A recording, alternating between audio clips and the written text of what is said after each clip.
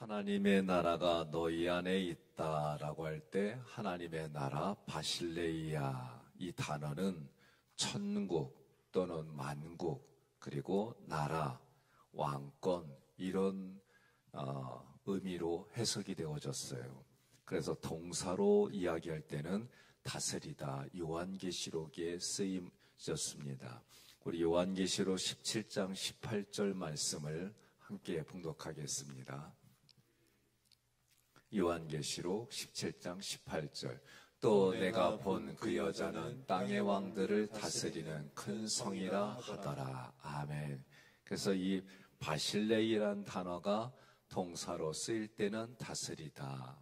그리고 천국이라는 것은 이미 창세기 때에 하나님의 나라가 에덴 동산 그렇게 그곳에 지어져서 아담과 하와가 살았어요. 그런데 아담과 하와가 범죄함으로 쫓겨났습니다.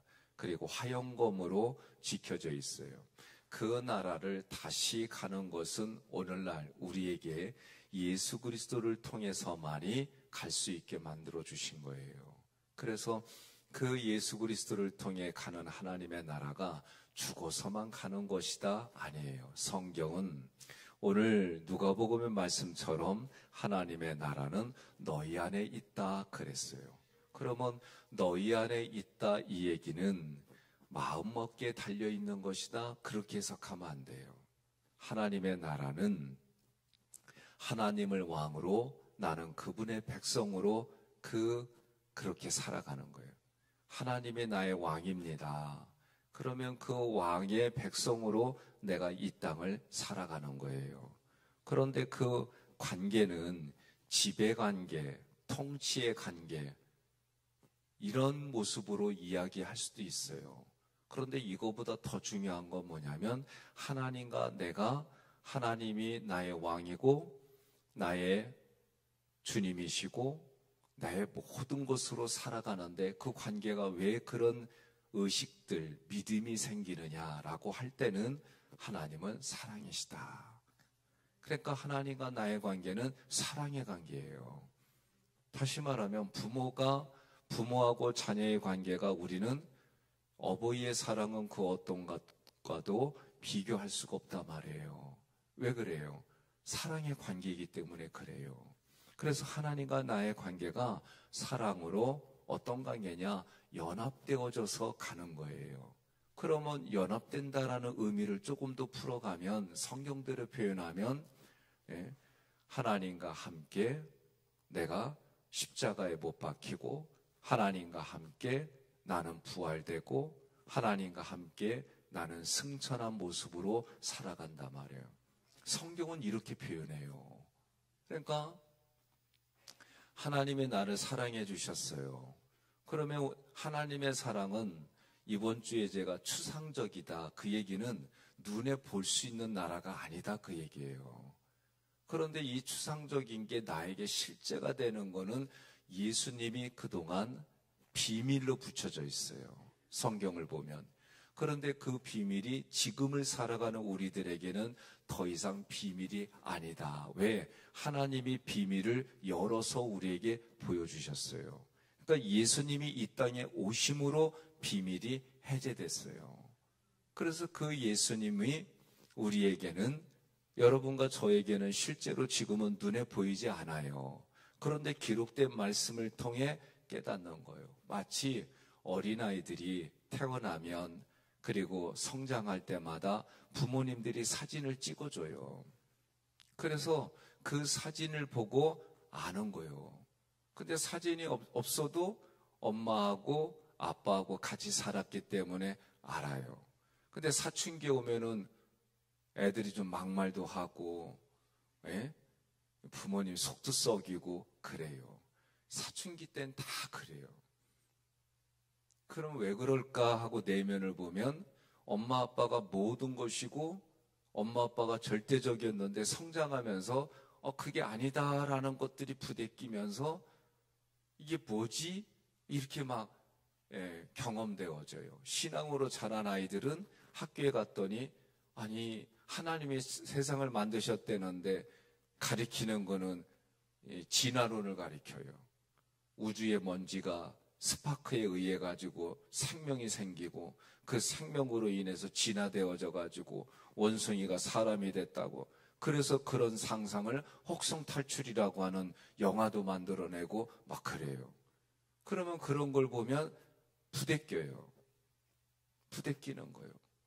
그런데 우리가 그런 모습을 보면서 아니 과학적으로 진화론은 인정을 안 해줘요. 종과 종에서 그건 일어날 수가 없단 말이에요. 그런데 식물이나 또는 유사한 걸 가지고 과학자들이 유전자를 조절해가지고 씨도 만들고, 요새는 그런 시대에 우리가 살아요. 이런 시대에 살면서 또 한쪽에서는 그런 질서를 깨트리는 거는 재앙이 온다라고 별의별 얘기들이 있는 그런 시대에 우리가 살아요. 중요한 것은 진리는 바뀌지 않습니다. 또 우리가 믿음 생활하면서 하나님이 우리에게 경험도 시켜주시고 그 경험 시켜주시는 가운데 우리는 그것을 체험이라고 그래요. 근데 또 그런 부분들이 모든 사람에게 일어나느냐? 그렇지 또 않아요. 그래서 우리는 기록된 하나님의 말씀 로고스를 통해 그것이 믿겨지는 거예요. 이게 은혜예요. 그래서 오늘 말씀도 이 바실레이가 쓰여져 있는 이 단어들을 보니까 마태복음 6장 10절에 하나님의 나라가 임하시오며 분명히 이 바실레이가 쓰였어요. 그러면 이것은 뭐냐? 하나님의 왕국이 임한다 말이에요. 또 마태복음 4장 8절에 함께 봉독합니다. 마귀가 또 그를 데리고 지극히 높은 산으로 가서 천하만국과 그 영광을 보여주며. 마귀가 보여준 게 뭐예요?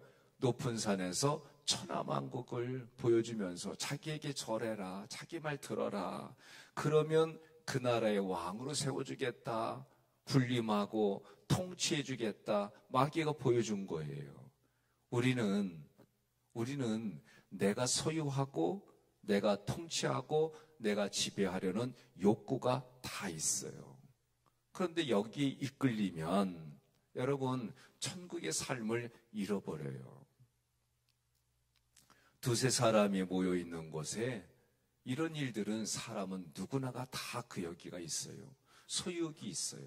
내가 지배하고 싶은 욕구가 있어요. 나 알아주지 않으면 삐지는 마음들이 다 있어요. 그런데 거기에 이끌려서 살면 천국을 잃어버린다 말이죠. 그 얘기가 뭡니까? 우리는 분명히 조금 전에 말씀드렸던 것처럼 하나님의 사랑으로 연합하는 존재예요. 그 연합한다는 존재가 예수님과 함께 십자가에 못 박히고 예수님과 함께 나는 부활할 존재이고 예수님과 함께, 그래서 이 함께라는 것이 보이지 않는 하나님과 영적으로 묶어지는 것이 내 눈에 보이는 이웃과 사랑으로 엮어지는 거예요. 그런데 우리가 자녀를 키우고 또 사랑하면서 깨닫잖아요. 일방적인 사랑은 오래가지 않아요. 일방적인 사랑은 오래가죠. 하나님과 나의 관계도 우리가 출애굽기 때 공부했잖아요. 하나님의 처음은 일방적으로 사랑을 부어주시다가 이제 깨달아지면 어떻게 해요? 서로 반응하는 거예요. 그거를 뭐라고 그래요? 에로스적인 하나님이다. 그렇게 표현했지만 에로스라는 단어를 부정적으로 갖고 있는 사람들에게는 그 의미를 얘기를 해도 불편한 거예요. 그 단어 때문에. 우리는 그렇게 살아가요. 그런데 어쨌든 하나님이 일방적으로 베풀어 주시는 것에 내가 반응하는 거예요. 그래서 출애굽기의 마지막 목적지는 뭐예요? 매일 교통하고 매일 예배드린다. 이 의식이 완전히 내 마음에 뿌리 박지 못해요. 왜? 그렇게 원리를 따라서 살아가면 정말 하나님과 나의 관계가 깊은 관계로 가려면 내 힘과 능력으로는 할 수 없다는 게 깨달아져요. 그러니까 어떻게 해요? 하나님 도와주셔야 됩니다. 하나님이 도와주시지 않으면 내 힘과 능력으로 살아갈 수가 없습니다. 이 고백이 반드시 나오게 돼요. 그러니 하나님이 나와 함께 해주시는 게 뭐냐? 그게 사랑이에요. 그래서 아가페의 사랑은, 하나님의 나라에서 아가페의 사랑은 빼낼 수가 없는 거예요. 그 사랑이 십자가 보혈에, 그래서 예수님과 함께 십자가에 못 박혔습니다.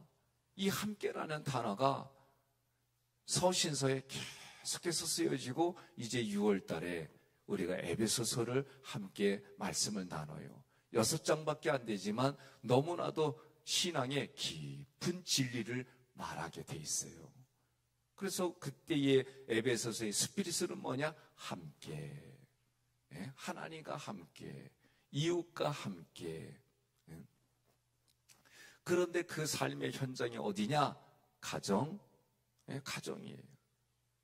그래서 하나님과 함께하는 현장이 어디냐? 사회. 여러분과 제가 살아가는 사회. 그래서 직장, 부부의 관계, 부모와 자녀의 관계, 그리고 마지막 현장이 어디냐?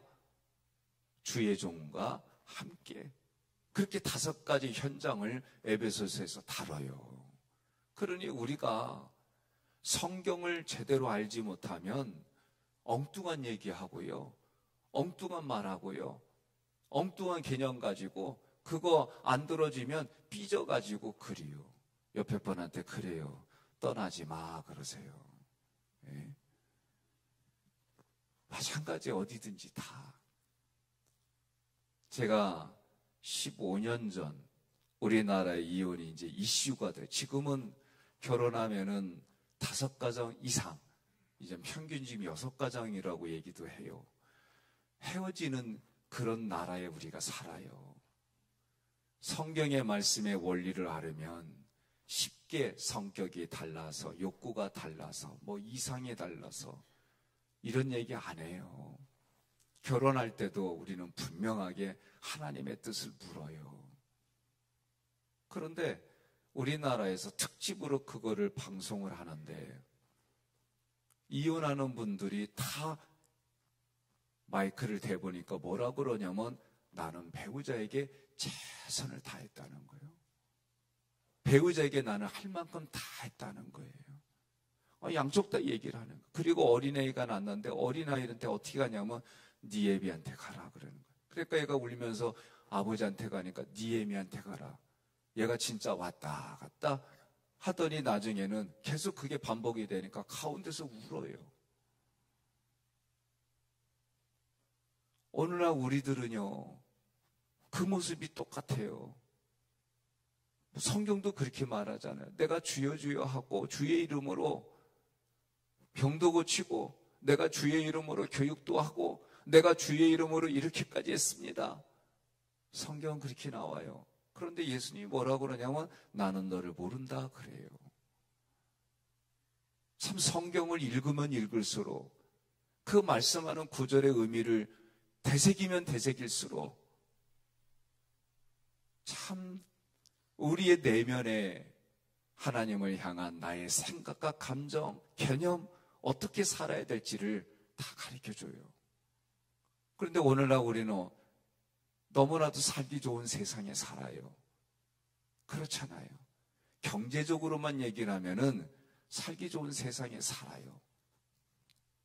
제조업에 종사하는 분들 얘기 들어보면 사람 구하기가 어렵다고 그래요.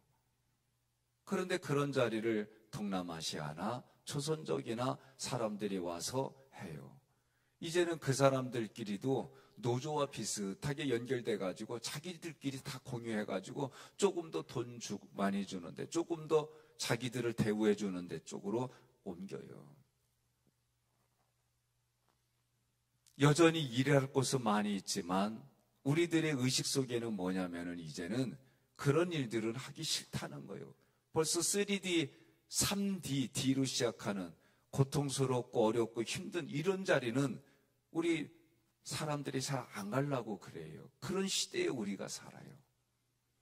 여전히 일할 곳은, 내가 눈만 조금만 뜨면 여전히 일할 곳은 많이 있어요. 없는 게 아니에요. 그러나 실제적으로 일할 곳이 없다라는 그 사람의 내면을 들어보면 내가 이런 대우를 받으며 돈을 많이 받는데 그런 얘기를 하는 것이 실제적인 데는. 그러다 보니 우리들의 의식과 욕구는 점점 거기에 맞추어서 사회적인 기반들이 바뀌어가는 이런 현장에 살아요. 그런데 성경은 하나님의 말씀을 가지고 내가 그 현장 5가지를 에베소서에서 5, 6장에서 얘기를 해요. 부부관계, 부모와 자녀의 관계, 사장과 회사원, 그런 관계,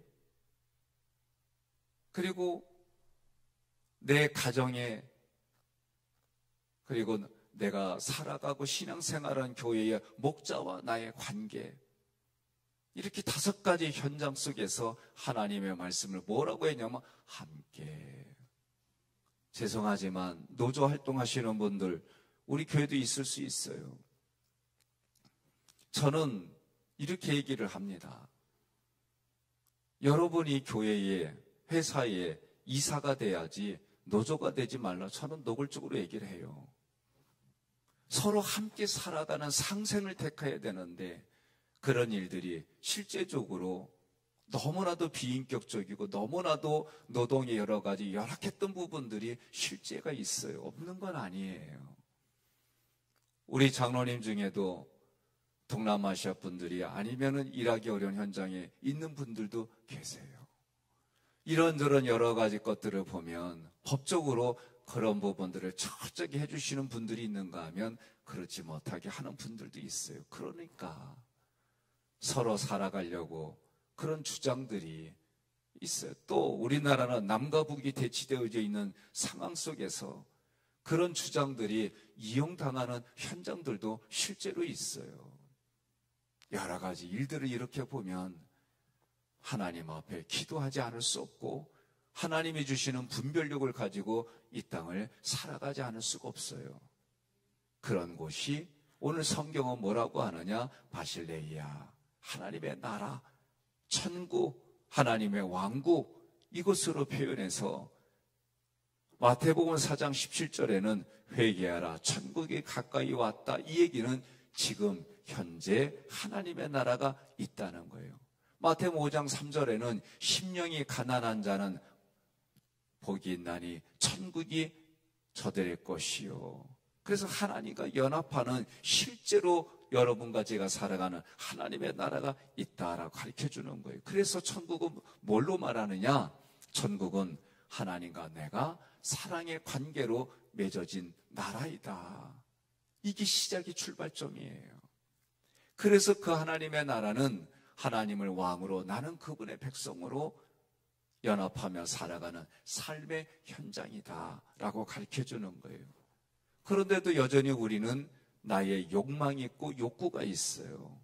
이 욕구와 욕망을 내려놓는 것이 쉽지 않아요. 욕망과 욕구를 내려놓고 사는 거다.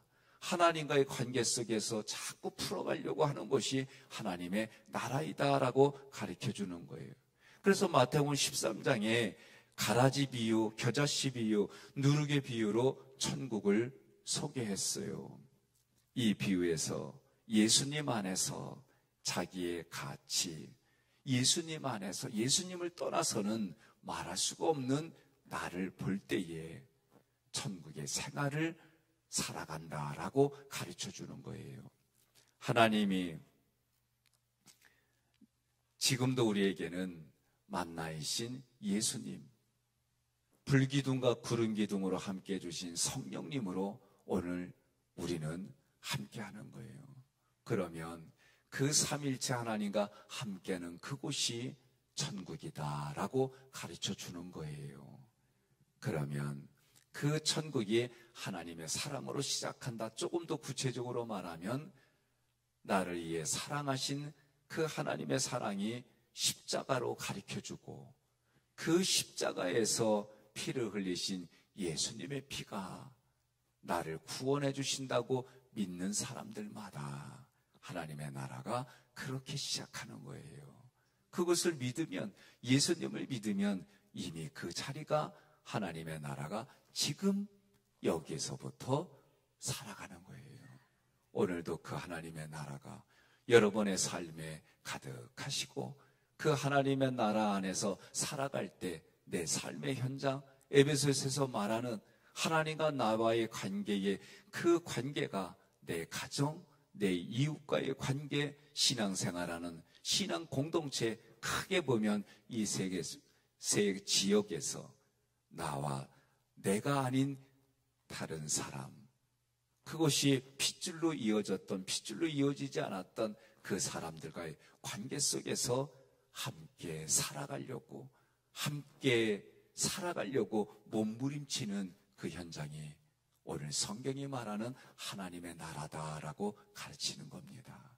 그 하나님의 나라를 우리는 온전하지는 않지만 이곳에서부터 서로 부대끼지만 서로 살려내고 살아있고, 그리고 그 생명을 하나님께로 함께 걸어가는 오늘 그리고 남은 인생이 되기를 주님의 이름으로 권면하며 축복합니다.